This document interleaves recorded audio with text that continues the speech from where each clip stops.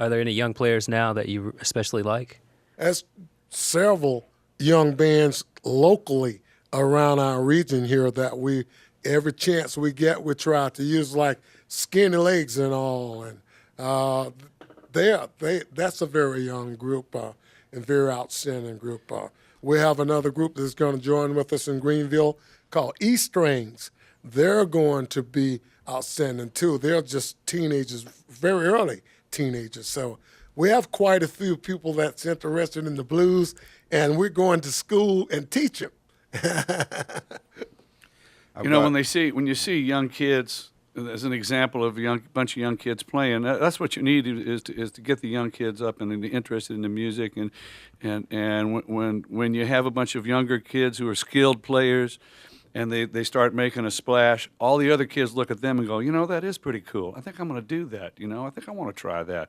There's something about that I didn't know about before. That's the secret, get a lot of kids involved, and once they get real skilled and start making a name for themselves, other kids are going to pick up on that. It happened in school. That's right. Every time we play blues in the schools, we're asked if someone would like to come up and play an instrument. Everyone sit around and look at each other.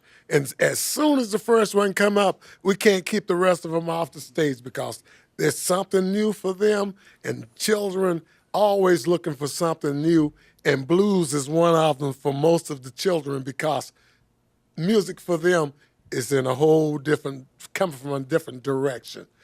This is a very spiritual situation when you start dealing with the blues, and somehow you can't get away from it. It just keeps coming after you, and you got to produce something.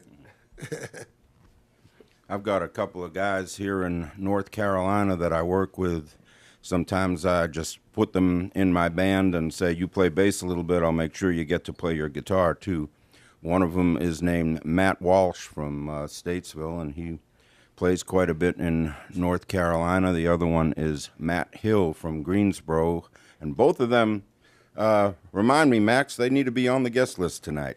They're coming down, but they're both guitar players and singers with a lot of fire for the music that we love. They not only play it well, they not only have studied the albums of people, but they perform it well. They put on a show when they play, which is part of the tradition too. It's not just something you hear and reproduce on the bandstand with a blank look on your face.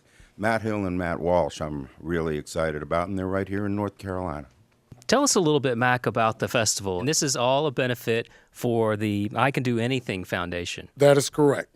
That is our nonprofit, and we're doing it to benefit the public schools and try to put funds back into the music and the arts and the public schools. That's just a wonderful endeavor.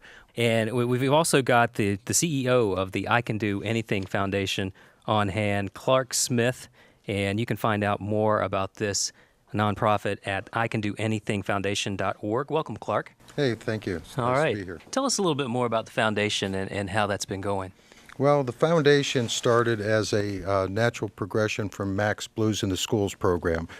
He had already started working with students around the country as well as over in Europe. And about a year ago, we're looking how to take it to the next level.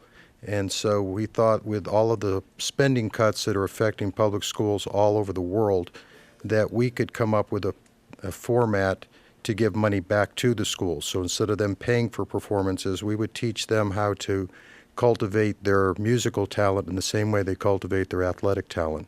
So the I Can Do Anything Foundation, which comes from Mac's uplifting song, I Can Do Anything, that's always been performed with the students, we've created a foundation to provide money back to the schools through performances that include the marching bands, the choirs, and standout musicians from the different public schools. And that's really good because maybe a lot of people don't know, but public schools aren't exactly as equipped as they were in, say, 20, 30 years back when I was in public school to be able to have instruments, to be able to teach these things to the students. Well, it's amazing that they've shown that test scores in all other subjects increase when students are involved in music and arts. And unfortunately, these are the first areas that are cut because they have to keep a certain curriculum going, and it's unfortunate that so many students are being left without music programs in their schools. And you can find out more about the foundation that this benefits, the I Can Do Anything Foundation.org. Oh, thank you so much for being here. Thank you for having us. Pleasure. Yes, thank you so much. We're going to send it now to Roland Diroff. Roland?